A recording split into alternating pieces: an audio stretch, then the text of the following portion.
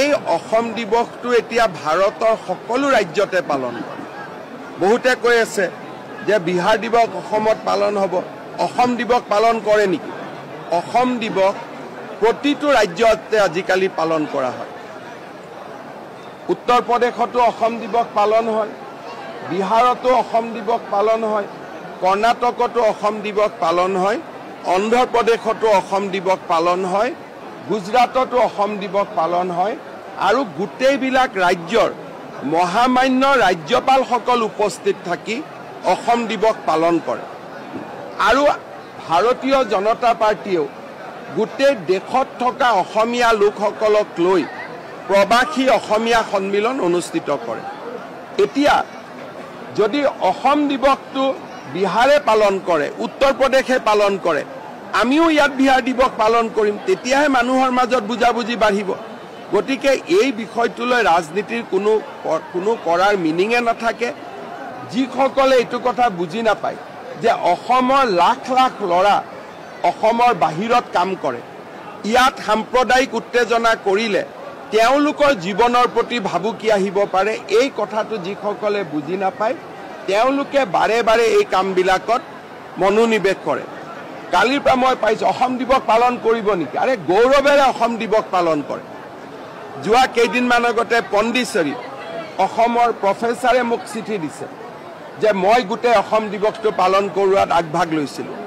অসম দিৱস সকলোৱে পাতে, প্ৰত্যেকখন ৰাজ্যতে পাতে আৰু বহুত দূতাবাসত অসম দিৱস পাতে, শ্ৰীলংকাৰ দূতাবাসত অসম দিৱস পাতে। গতিকে অসমে যেনেকৈ অসমক মানুহে ভাৰতৰ আন ৰাজ্যৰ লোকে সন্মান কৰে, অসমেও আন ৰাজ্যৰ লোকক সন্মান কৰিব লাগিব। তিনিচুকীয়াত পাতা নাপাতাটো বেলেগ কথা, মই এইটো বিতৰ্কত নাযাওঁ। তিনিচুকীয়াত পাতক, গুৱাহাটীত পাতক, য'ত পাতক পাতক, কিন্তু যেতিয়ালৈকে বিহাৰ ৰাজভৱনত অসম দিৱস পালন হ'ব, ময়ো অসমত বিহাৰ দিৱস পালন কৰাত তাত কোনো বিৰোধিতা কৰাৰ মই কোনো যুক্তিয়ে দেখা নাপাওঁ। এনেকৈ আমাৰ অসমক এটা যে আমি খুব নেৰো সীমিত এনেকুৱা ধাৰণা এটা দিয়াৰ কাৰণে অসমত আজি ইমান দিনে উদ্যোগীসকল অহা নাছিল। আজি অসমীয়া বুলি ক'লে গোটেই ভাৰতত মানুহে সন্মান কৰে।